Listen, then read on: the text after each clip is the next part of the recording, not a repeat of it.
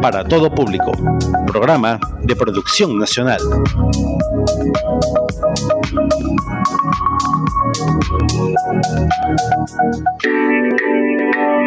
IUS Radio y el Instituto Universitario de Seguros no se hacen responsables por conceptos u opiniones emitidos en este programa.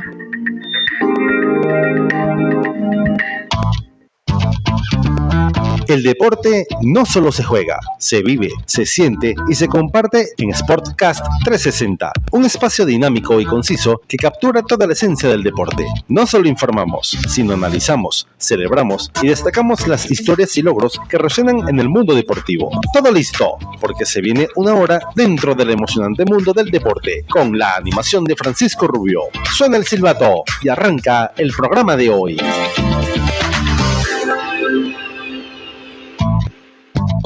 ¿Estamos listos? No tengo audio aquí mío. A ver, ahora sí. Bueno, señores, bienvenidos una vez más a Sportcast 360 por aquí por www.iusradio.com.be. Como de costumbre, su amigo, su servidor, su cuarto bate. No, perdón, el cuarto bate es Juan. Yo soy ahí tercera base. Francisco Rubio, el 34882 de la UCB, haciendo un gran equipo con Osmel Sosa. Osmel, gracias Osmel. Segunda base Osmel. Bueno, allí el cuarto bate, centerfield, Juan Blanco. La coordinación técnica de la estación. Tú tienes pinta como de que catcher, ¿no? Puede ser, sí, catcher, sí. Agarrar los golpes ahí de los que vienen robándose el home. Richard Alcántara, la producción ejecutiva de Sportcast 360, Carlitos González, la coordinación general de la estación, Héctor Vadillo, el manager, el hombre que sí sabe de gerencia y de béisbol. Y por supuesto, todos ustedes allí a través del www.iusradio.com.be.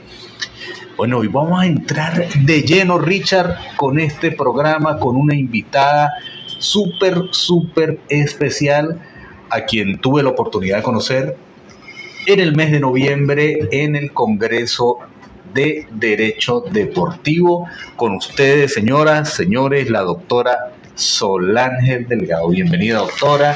Muchísimas gracias por estar con nosotros. Solángel, bienvenida. Un placer tenerte aquí en nuestro espacio Sportcast 360.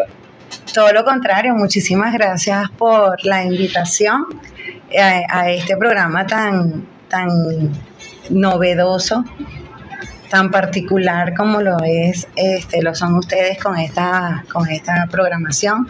El deporte, siempre el deporte otorgando oportunidades de relaciones, de convivencia.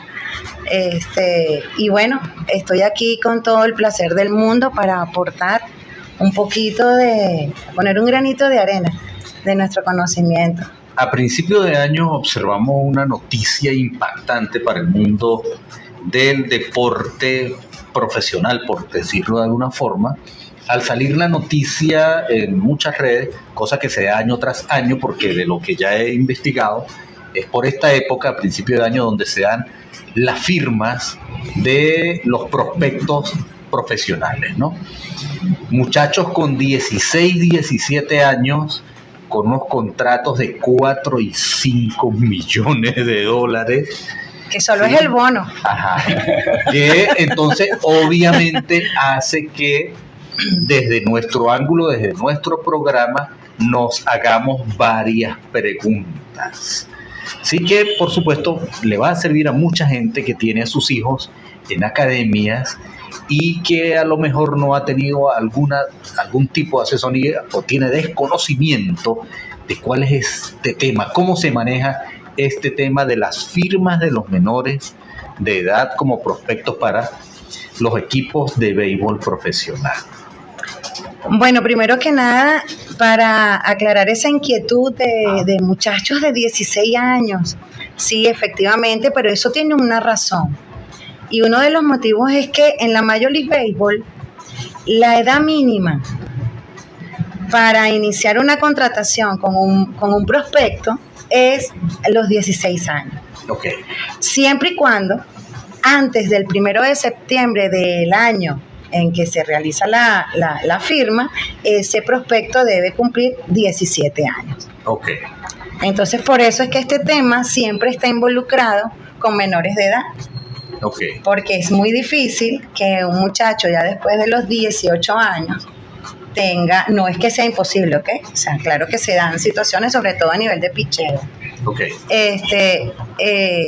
Puedan representarse a sí mismos, tener la capacidad de ser ellos quienes suscriban esos contratos. Por eso es que por lo general entra la figura de los padres, que son los que tienen la patria potestad y la representación de ese hijo menor de edad.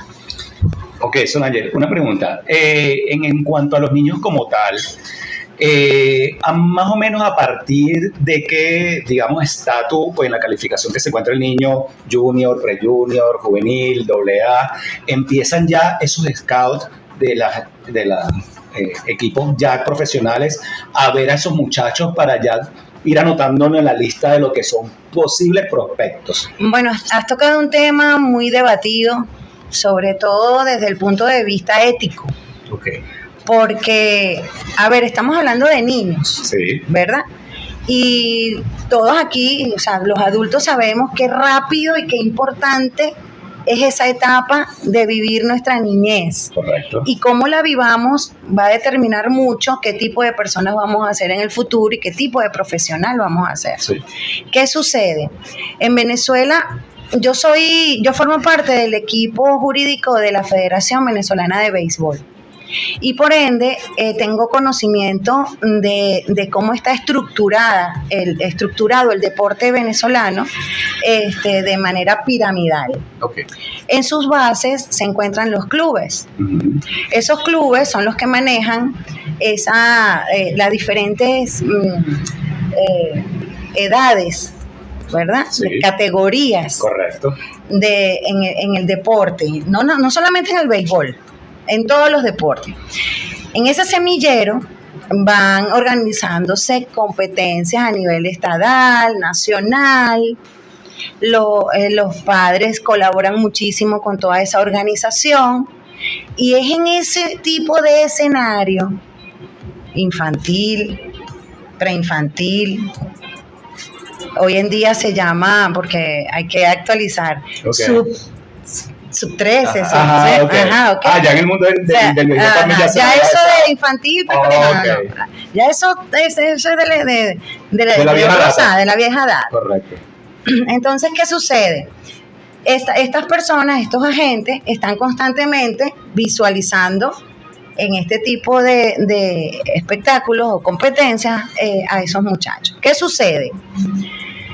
Como la Major League Baseball tiene esa edad mínima de los 16 años, esto se presta a que entonces los papás, cuando ven que su hijo tiene talento y ven la presencia de este tipo de agentes en las instalaciones deportivas, bueno, comienza, tú sabes, a haber una efervescencia, un deseo, pero que en medio de todo eso poco importa lo que desea, lo que quiere el niño. Okay. Y allí es donde afortunadamente o lamentablemente, dependiendo quién lo mire, es que tenemos que hacer una regulación. Correcto. Porque así como con las mujeres existe aquello de la prostitución, okay. Porque que no es más que ese uso de esas menores de edad para lucrarse. Okay. Bueno, en República Dominicana se dio un debate que no es tan diferente el hecho de que tomes a un niño de 11, 12 años, ajá, lo sometas a una presión de este tipo, ¿para qué? Para lograr un fin económico. Entonces, ¿desde qué edad? Bueno, desde que el niño da muestras en los escenarios deportivos que puede llegar a ser un prospecto, ya es objeto de deseo de todos esos agentes. Ajá. Que, ojo, hay agentes que tienen sus agencias, y valga la redundancia, muy formales, reconocidas. Okay. Sin embargo, esto es un llamado sobre todo a los representantes. Okay. Hay otros que son muy informales y que hay que estar muy pendiente a quién le vas a entregar esa responsabilidad de tu hijo. Ese es un tema súper importante de la protección de los derechos de los niños, pero vamos a dejarlo para el segundo segmento de esta entrevista, doctora, porque considero que primero debemos tomar en cuenta que como estamos hablando de niños menores de edad, por lo tanto, no facultados jurídicamente para firmar un contrato, ¿qué sucede en ese caso? ¿Hay algún tutor? ¿Existe alguna autorización por parte de los padres? Porque uno los ve en las fotografías, ¿sí? Con los equipos de las grandes ligas ya, que le colocan su gorra, su camisa, el muchacho obviamente expresa su felicidad, su orgullo, pero también en la fotografía quien aparece firmando es el menor de edad. Exactamente. ¿Tiene que haber algún paso previo? ¿Cómo es eso allí, doctora? Fíjense, desde el punto de vista estrictamente legal, las leyes venezolanas son muy garantes de los derechos de los niños, niñas y adolescentes. Okay. En el derecho venezolano, las personas, los muchachos menores de 18 años no tienen la capacidad jurídica Exacto. para contratar, ¿verdad? Es por eso que los padres son los que tienen la responsabilidad y la representación natural. Aquí estamos hablando en un supuesto de que ese muchacho tenga papá y mamá en plenas facultades de sus atribuciones, sus deberes y sus derechos. Son los padres los responsables de suscribir esos famosos contratos con las academias de béisbol. Okay. Y quiero hacer una aclaratoria. Muchas veces se confunde el tipo de contrato que firman los padres. Hay personas que creen que es un contrato de trabajo. Pues no. No. En esa etapa, el prospecto no firma un contrato de trabajo. Es una especie de contrato de formación.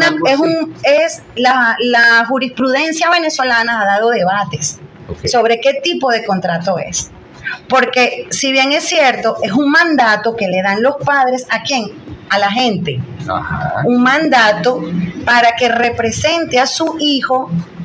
Sería como la albacea del niño en la parte deportiva. En la Major League Baseball, ¿verdad? Okay. Para que le consiga, para que sea el que pueda negociar un contrato con ese muchacho. Sin embargo, ese sería la firma de los padres con un agente. Con el agente aquí en Venezuela. Con un intermediario. Claro, porque todo pasa por ahí.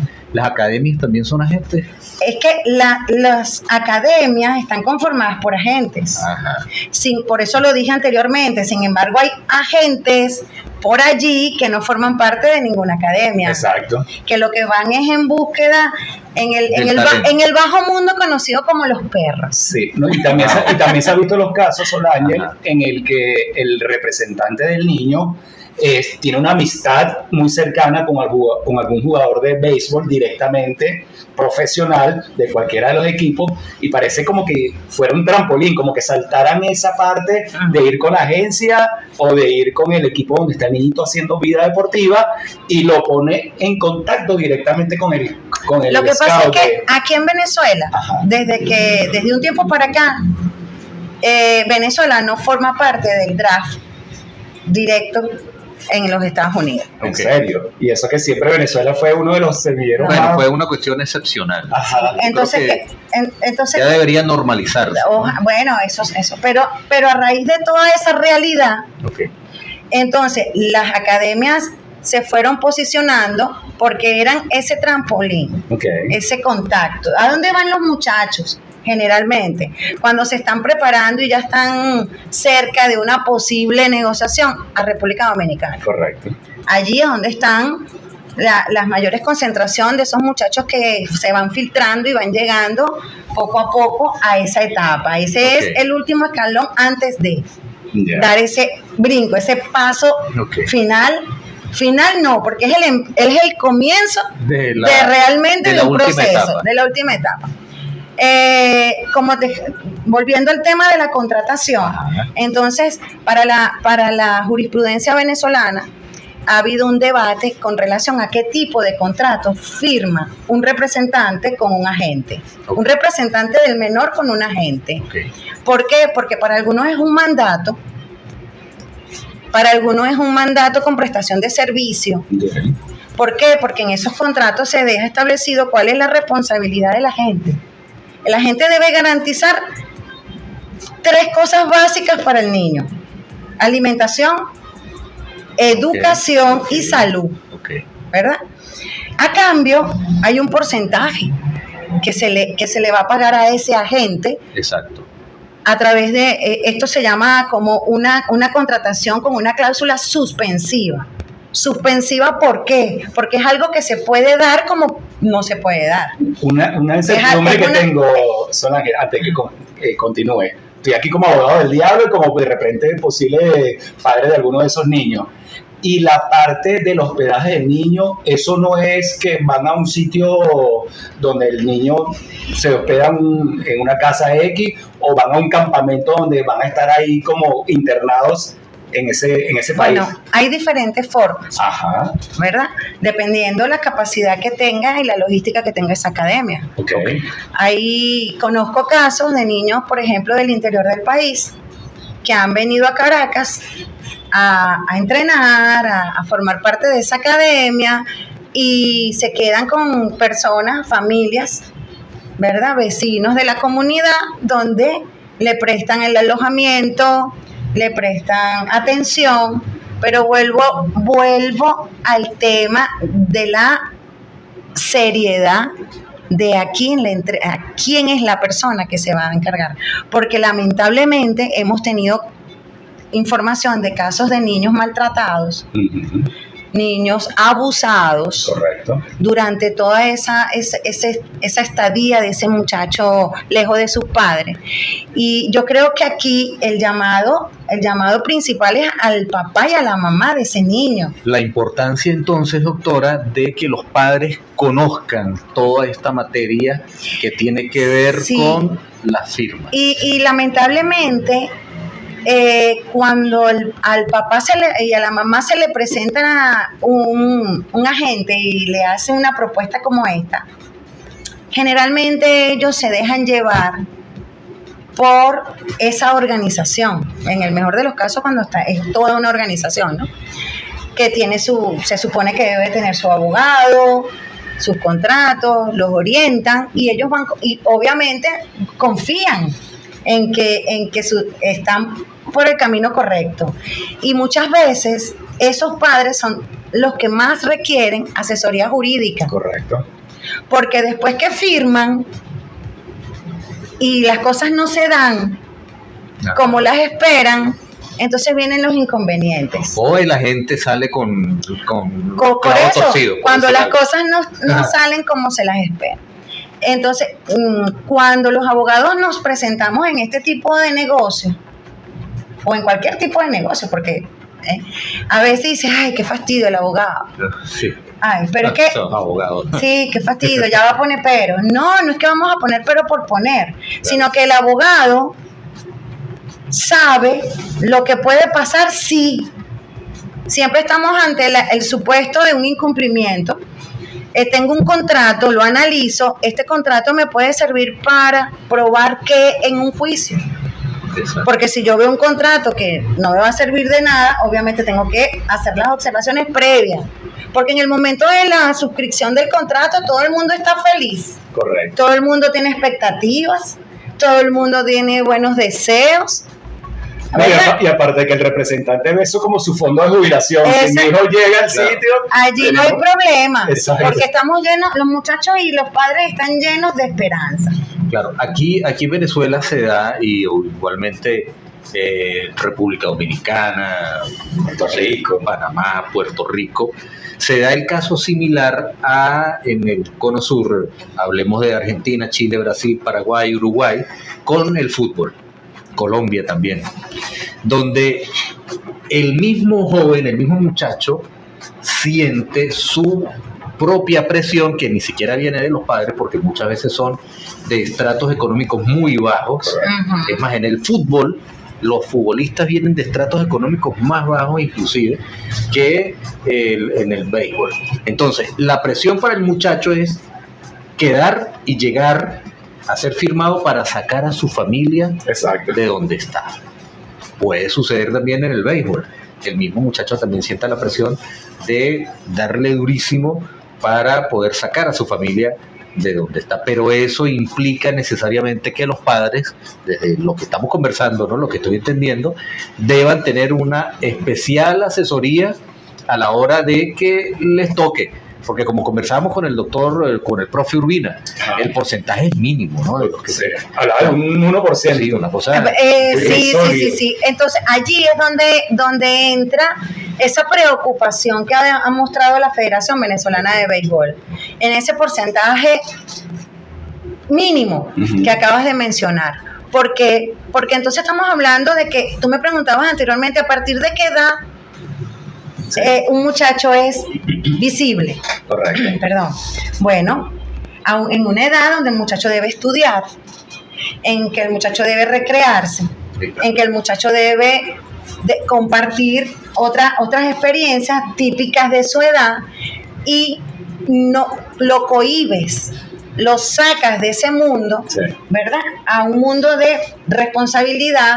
Tú lo acabas de decir, quiero porque voy a sacar adelante a mi familia. O sea, comienza ese muchacho a tener una carga. ¿Qué pasa con ese muchacho que no logra esa meta? Porque el que la logra no hay problema. Claro. La logró. Sí. ¿Qué queda para los venezolanos en general como sociedad? Queda un muchacho que no estudió. Si no se le garantiza todo eso, queda un muchacho que no estudió, que es una carga para la sociedad, porque entonces es una persona que no está preparada. Queda una persona traumatizada, frustrada, claro. Y con un montón de características que el Estado entonces debe lidiar con eso. ¿Por qué? Porque no se le dio educación, salud, formación a ese muchacho, solo el tema del béisbol. Entonces, imagínate tú la cantidad de muchachos que no llegan, pero que han pasado por todo este proceso que los aíslan de su mundo natural, como es la etapa de la infancia y la etapa de la juventud, de la primera etapa de la juventud. Correcto. Entonces, de allí, la Federación Venezolana de Béisbol ha creado un programa en alianza con universidades estadounidenses, para que muchos de estos muchachos que tienen talento puedan ir a estudiar en esas universidades donde van, aparte de estudiar, a jugar béisbol. Correcto. ¿Verdad? Sí, pero ya ahí estamos, digamos, ya en un nivel en que ya el niño debió haber culminado un bachillerato. Pero desde ese bachillerato para atrás... Claro, el muchacho termina el bachillerato, ponte a los 15 años, sí, 15, pero viene jugando a nivel federado. Ajá. Es selección del estado tal, ha representado a Venezuela tal. O sea, en ese tipo de cosas. Entonces, tiene cualidades, tiene talento. Entonces, la federación ha abierto esa posibilidad para que el muchacho estudie, juegue béisbol, pueda formar parte de los drafts universitarios, de pronto, o sea, pueda tener también la oportunidad de ser firmado, pero si no, viene con una carrera. Ok, debemos interrumpir, doctora Solángel. Estamos con la doctora Solángel Delgado conversando sobre la firma de los menores de edad por equipos profesionales de béisbol. Vamos a hacer una pequeña pausa musical a identificar la estación, y ustedes allí, los que están viendo por YouTube, no se pierdan la segunda parte de esta entrevista con la doctora Solángel Delgado. Ya venimos.